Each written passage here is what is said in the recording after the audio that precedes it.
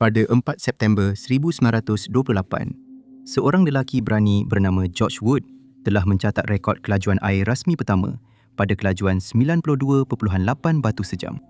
Ia sebenarnya tidak kedengaran begitu sukar. Naik bot, pecut laju dan catatkan nama anda dalam sejarah. Rupanya, jika anda cuba memecahkan rekod ini, kemungkinan besar apa yang anda akan dapat ialah maut. Fakta menariknya ialah, rekod kelajuan air tidak pernah dipecahkan sejak percubaan berjaya yang terakhir iaitu pada tahun 1978.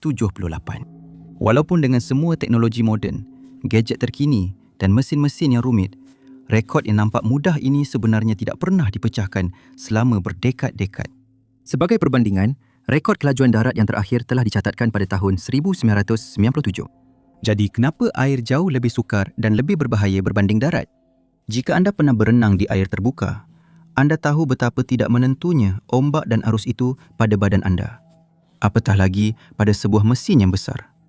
Anda perlukan banyak kuasa untuk mengatasi rintangan air. Itu dan begitu banyak lagi pemboleh hubah lain menjadikan percubaan ini sangat gila. Daripada tercampak dengan ganas sejauh lebih 150 kaki pada kelajuan tinggi hingga terperangkap dalam kokpit kecil terbalik di bawah air. Hari ini, saya akan menceritakan kisah bagaimana rekod dunia yang mudah ini membunuh separuh pesaingnya. Selamat datang ke Ekstrim. Bayangkan ini. Anda mengikat diri anda ke dalam sebuah bot sebelum meluncur merentasi air pada kelajuan melebihi 200 batu sejam. Ia tidak kedengaran seperti sesuatu yang kebanyakan orang akan suka, betul? Namun, bagi segelintir pencari keseronokan di luar sana, inilah seluruh hidup mereka. Bot-bot ini dilengkapi dengan enjin berkuasa dan peralatan canggih, serta dikendalikan oleh seorang kapten yang berpengalaman. Walaupun ia mungkin kelihatan gila, lebih daripada sedozen orang telah cuba memecahkan rekod ini dan lebih separuh daripada mereka telah meninggal dunia semasa proses tersebut. Semuanya bermula pada awal tahun 1900-an. Manusia semakin tertarik dengan kenderaan berkuasa enjin dan betapa lajunya kita boleh menggerakkannya. Lama-kelamaan, jurutera menjadi taksub untuk membina kenderaan air yang boleh melakukan perkara yang sama.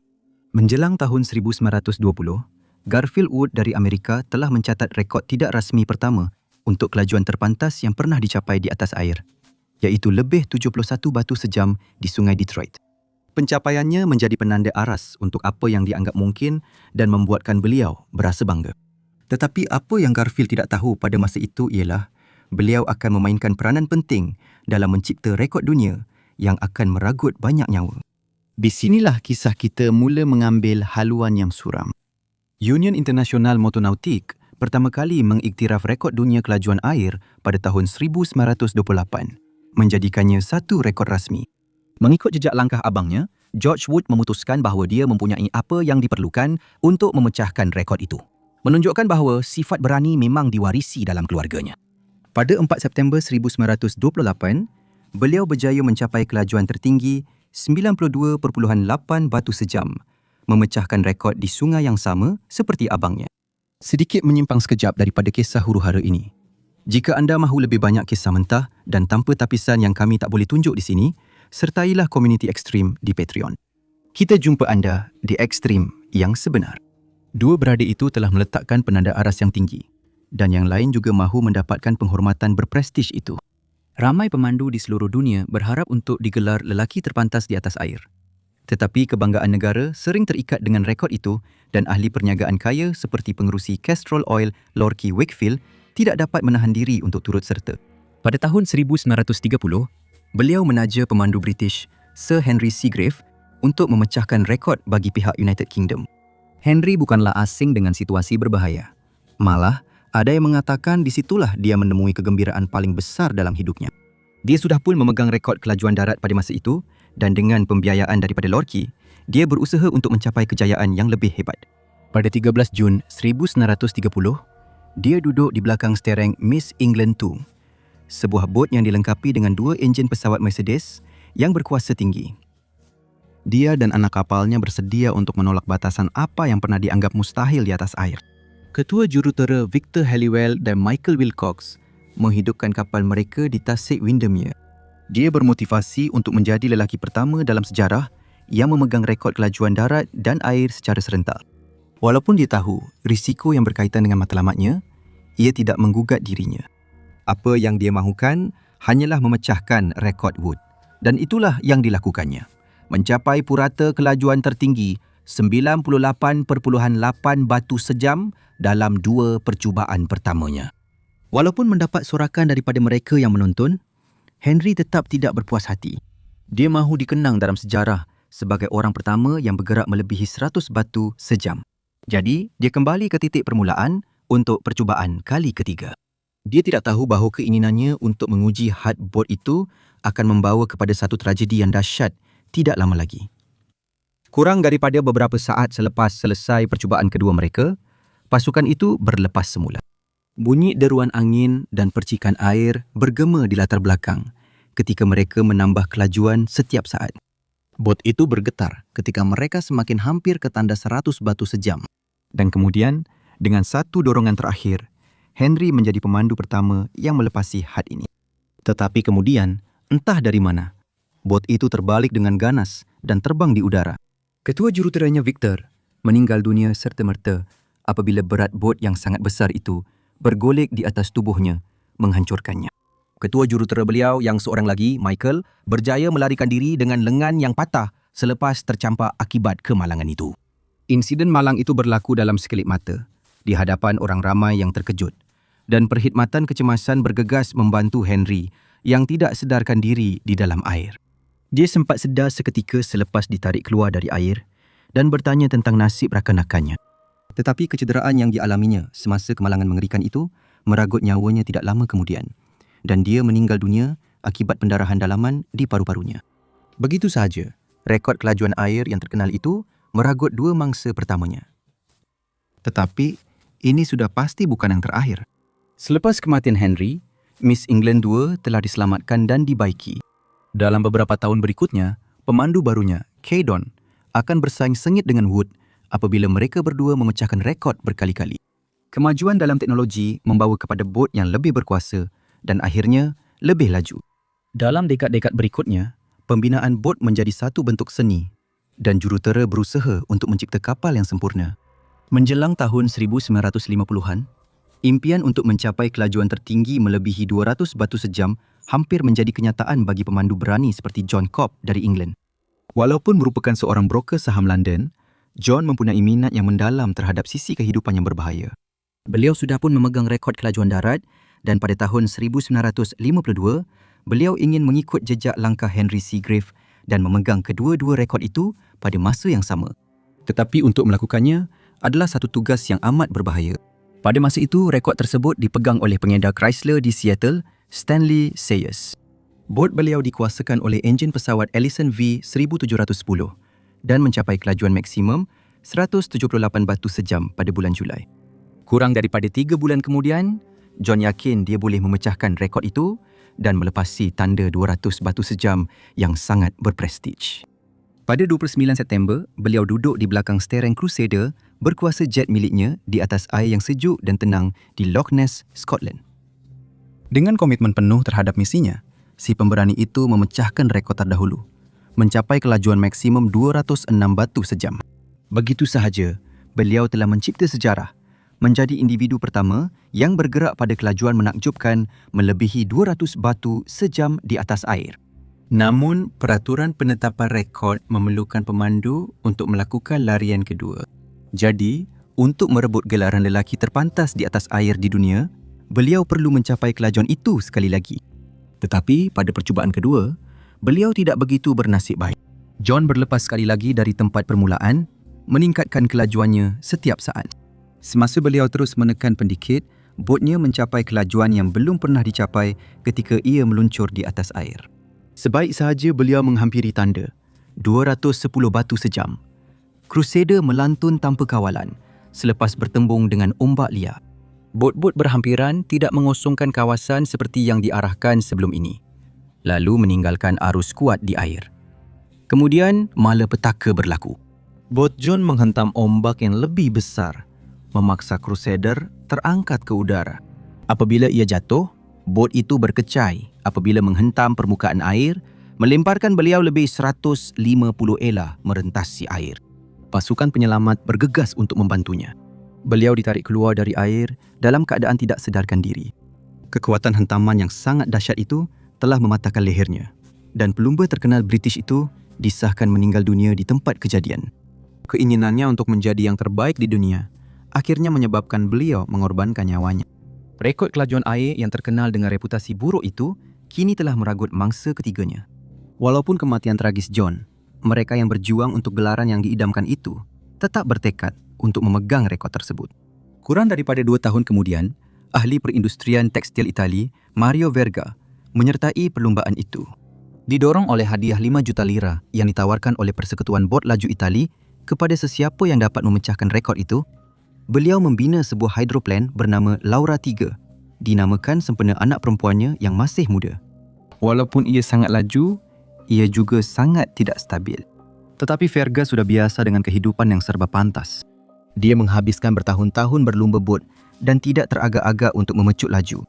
Walaupun menghadapi beberapa masalah mekanikal dengan bot itu dalam beberapa bulan sebelum 9 Oktober 1954, Mario memutuskan inilah masanya atau tidak sama sekali.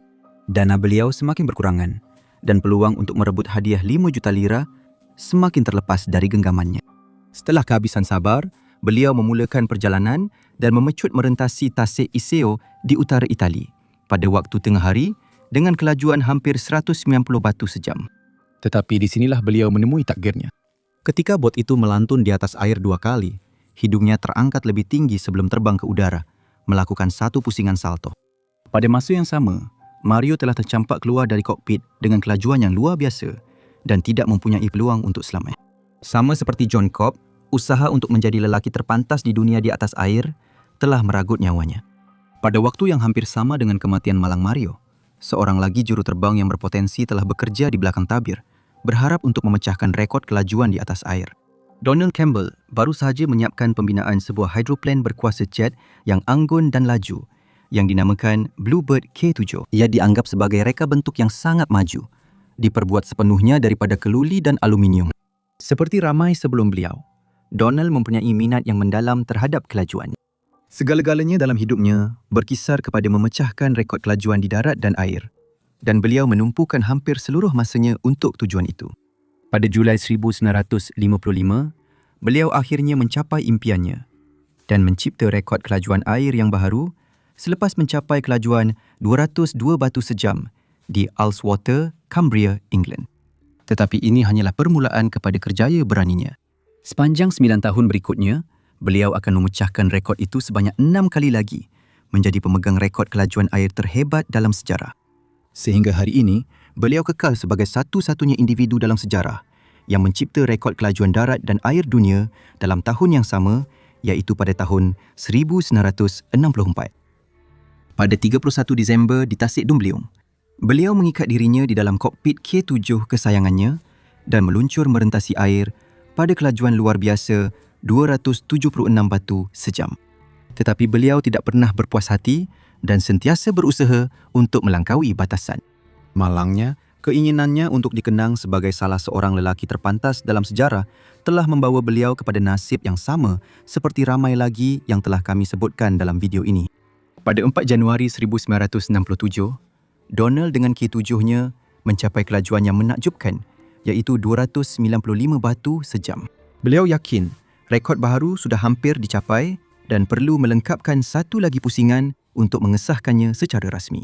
Namun, satu kesilapan utama telah menyebabkan satu tragedi yang mengerikan.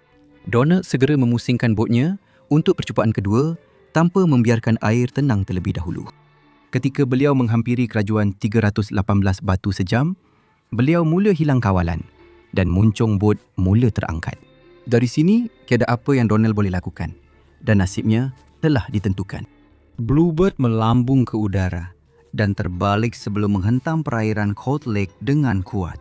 Orang ramai menyaksikan dengan ngeri apabila bot itu berpusing-pusing di atas air, terbelah dua dengan serpihan logam tercampak ke setiap arah. Dia mungkin meninggal dunia serta-merta. Namun, mengambil masa beberapa dekad sebelum mayatnya ditemui semula dari dalam air. Rekod kelajuan, atau apa yang sesetengah orang panggil sebagai sumpahan, baru sahaja meragut mangsa keempatnya. Kemudian, pada tahun itu, seorang pelumba bot dari California, Lee Taylor, telah memecahkan rekod tersebut selepas mencapai kelajuan 285 batu sejam.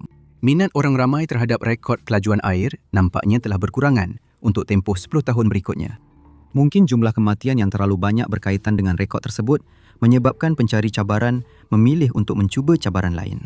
Namun, keadaan ini tidak bertahan lama dan tidak lama kemudian, seorang pencabar berani mati baru muncul untuk mencabar rekod Taylor. Pada awal tahun 1970-an, Ken Warby dari Australia pada mulanya mengejutkan rakan-rakan dan keluarganya apabila beliau mengumumkan rancangan untuk memecahkan rekod dunia kelajuan air. Ken benar-benar seorang yang luar biasa, berani, suka berpetualang, dan yang paling penting, sangat berazam. Beliau bercita-cita untuk menjadi orang seterusnya yang memecahkan rekod itu dan berharap dapat terus hidup untuk menceritakan kisahnya.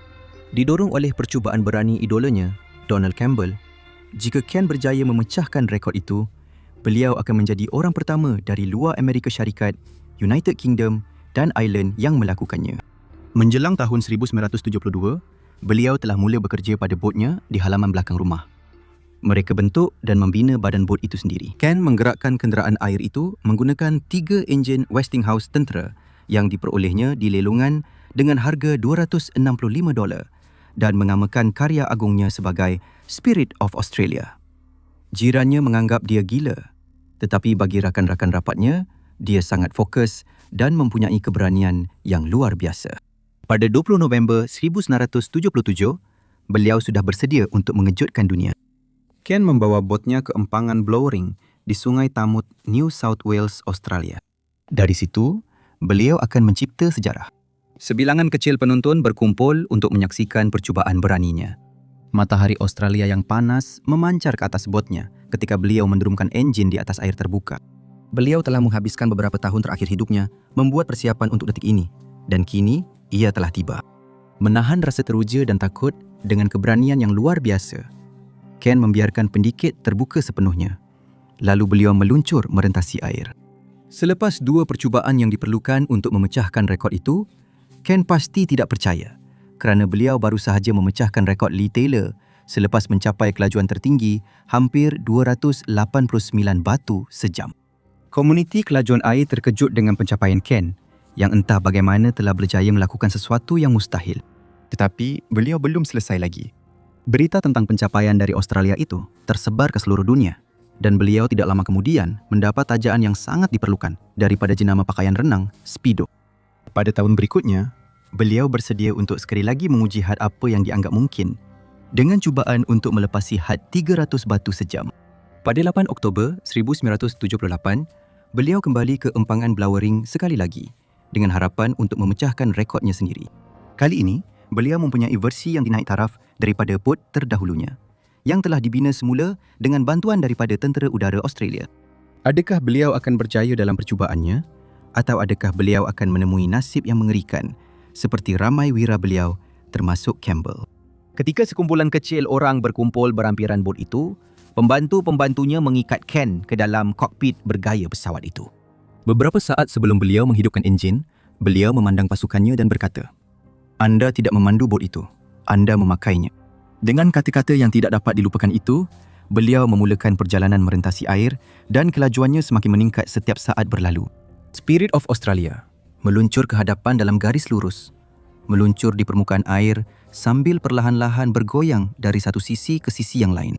Pergerakan ini membolehkan Ken melepaskan sebarang tekanan udara yang terkumpul di bawah badan bot sekaligus mengurangkan kemungkinan terbalik. Tiada apa-apa yang berteknologi tinggi atau istimewa tentang bot Ken. Dan sama seperti wira-wiranya, dia juga berisiko kehilangan nyawa. Tetapi kemahirannya memastikan dia kekal selamat dan dengan satu pecutan terakhir, dia mencipta rekod baru iaitu 317.6 batu sejam. Ken diliputi kegembiraan apabila dia kembali kepada pasukannya untuk memeriksa masa rasmi. Dia baru sahaja memecahkan rekod dunianya sendiri dan yang lebih penting, mengukuhkan dirinya sebagai lelaki pertama yang berjaya bergerak melebihi 300 batu sejam di atas air. Dan dia akan hidup untuk menceritakan kisah itu. Dalam tahun-tahun berikutnya, Ken menjadi seorang superstar dalam komuniti perlumbaan dan membawa Spirit of Australia menjelajah ke Amerika Syarikat. Orang lain mula berusaha berharap untuk memecahkan rekod itu ketika dia mengembara di seluruh Amerika Syarikat. Tetapi tidak semua orang akan bernasib baik seperti Ken. Pada tahun 1980, Lee Taylor kembali muncul dengan tekad penuh untuk menjadi pemegang rekod. Kali ini, dia membina sebuah roket berkuasa tinggi yang dinamakan Discovery 2. Pada suatu pagi yang sejuk pada November 1980, Lee tiba di Tasik Tahoe bersama botnya dan ramai penonton yang teruja untuk melihatnya memecahkan rekod. Malangnya, keadaan cuaca tidak baik dan cubaan itu terpaksa dibatalkan. Ramai penonton telah datang dari jauh untuk memberi sokongan kepada Lee dan dia sedar akan perkara ini. Jadi, untuk mengelakkan mengecewakan peminat setianya, dia memutuskan untuk melakukan pusingan ujian sebagai gantinya. Enjin mengaum ketika dia menghampiri kelajuan 270 batu sejam. Ketika para peminat bersorak dari tepi atas Discovery, Lee mula memperlahankan kelajuannya. Ketika dia berbuat demikian, bot itu melanggar ombak dan terbang ke udara. Orang ramai yang menonton terkejut apabila bot Lee terbalik dengan ganas sebanyak 3 kali sebelum berkecai apabila ia bertembung dengan air. Keseluruhan insiden itu berlangsung tidak lebih daripada beberapa saat dan ketika serpihan bot berterbangan ke setiap arah, kokpit itu tenggelam di bawah air. Impak pelanggaran itu pasti telah menyebabkan Lee pengsan kerana dia tidak menggunakan oksigen kecemasan. Air perlahan-lahan mula memenuhi paru-parunya ketika dia tenggelam lebih dalam ke dalam tasik. Walaupun pasukan kecemasan bergegas ke tempat kejadian, mereka tidak menemui sebarang tanda mayatnya. 3 hari kemudian, barulah mayatnya yang tidak bernyawa timbul ke permukaan. Tetapi kematian mengerikannya itu bukanlah yang terakhir. 9 tahun kemudian, juara perlumbaan drag yang berani, Craig Arfons, yakin bahawa dia boleh menjadi lelaki seterusnya yang merangkul gelaran lelaki terpantas di atas air. Dia berasal dari keluarga perlumbaan yang terkenal kerana ayahnya dan bapa saudaranya, Art Arfons, adalah pemegang rekod kelajuan dunia dan legenda perlumbaan jet dragster. Dia tidak asing dengan situasi berbahaya. Dia benar-benar bersedia untuk menguji hardboardnya, Rain X Challenger, dengan harapan untuk terus mengukuhkan legasi keluarganya. Pada 9 Julai 1989, keterujaan terhadap Craig menarik ramai penonton apabila ramai berkumpul untuk menyaksikan percubaannya di Tasik Jackson berhampiran Sebring, Florida. Tetapi tiada siapa dalam kalangan penonton yang bersedia untuk menghadapi bencana yang bakal berlaku. Kurang daripada 15 saat selepas percubaannya bermula, beliau telah mencapai kelajuan 263 batu sejam dan kelihatan mampu melepasi tanda 300 dengan mudah. Bot beliau terangkat dari permukaan air dan mula berjungkir balik dengan ganas merentasi tasik itu. Craig berusaha sedaya upaya untuk menarik payung terjun keselamatannya, tetapi ia tidak terbuka. Apabila bot itu akhirnya berhenti, ia telah hancur menjadi banyak bahagian dan kokpit mula tenggelam perlahan-lahan ke bawah permukaan air. Tetapi tiada jalan keluar. Craig terperangkap hidup-hidup dan dalam keadaan terbalik di dalam kokpit. Kemungkinan besar sekejap sedar dan sekejap tidak sedarkan diri. Air mula memenuhi bukan sahaja ruang sempit itu, tetapi juga paru-parunya. Dia berada di bawah air selama lebih 3 minit, yang pasti terasa seperti seumur hidup. Kemudian, akhirnya, pasukan penyelamat berjaya menarik keluar tubuhnya yang tidak bernyawa dari air. Tetapi malangnya, semuanya sudah terlambat. Kecederaan itu meragut nyawanya. Dengan kematiannya yang tidak diduga, seorang lagi telah menjadi mangsa rekod dunia kelajuan di atas air. Sejak tahun 1930-an, 54% atau 7 daripada individu yang cuba memecahkan rekod itu telah kehilangan nyawa mereka. Selalunya dalam keadaan yang menakutkan. Ken Warby adalah lelaki terakhir yang melakukannya dan salah seorang daripada segelintir yang masih hidup untuk menceritakan kisah itu.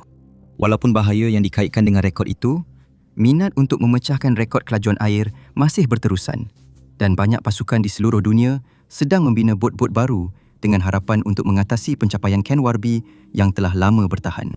Richard Noble, pengarah projek Trust SSC, yang kini memegang rekod kelajuan darat, mengumumkan pada tahun 2022 bahawa pasukannya merancang untuk memecahkan rekod Ken Warby. Pasukan dari Britain dan Belgium juga sedang mengusahakan projek dengan harapan untuk memecahkan rekod yang telah lama bertahan itu. Namun, ia kekal sebagai tugas yang sangat berbahaya disebabkan oleh kelajuan yang melampau, cabaran reka bentuk dan yang paling penting, ketidakpastian persekitaran yang telah meragut begitu banyak nyawa. Semua faktor ini menerangkan mengapa rekod dunia yang kelihatan mudah ini telah meragut nyawa lebih separuh daripada para pesaingnya. Terima kasih kerana menonton dan jumpa lagi dalam video seterusnya. Terus berani dan hiduplah dengan keberanian.